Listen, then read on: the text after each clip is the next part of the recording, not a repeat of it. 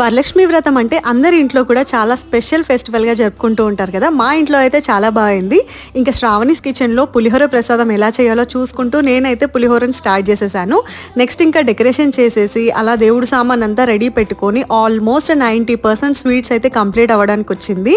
ఇక్కడ మా అత్తమ్మ పూర్ణాలు వేస్తున్నారు. ఇంకా మనందరికీ ఫెస్టివల్ రోజు రెడీ అవ్వడానికి అయితే అసలు టైమే దొరకదు. సో అంత బిజీగా ఉంటాము పిండి వంటలలో అండ్ డెకరేషన్లో. అమ్మవారిని రెడీ చేసి ఇంకా అవన్నీ అలంకరణ చేసే వరకే నాకు 1.5 hours పట్టింది ఆల్మోస్ట్. ఇంకా పూజ మొత్తం కంప్లీట్ అయిపోయిన తర్వాత చిన్న గ్లిమ్స్ లా వీడియో తీసుకున్నాను, అస్సలు time లేకుంటుండే.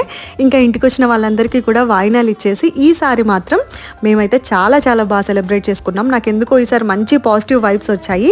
Sari is from Mangalya shopping mall and blouse is from Chaijoos couture. నాకు ఇన్స్టాగ్రామ్లో పెట్టినప్పుడు చాలా డిఎమ్స్ వచ్చాయి, బట్ టైం లేదు.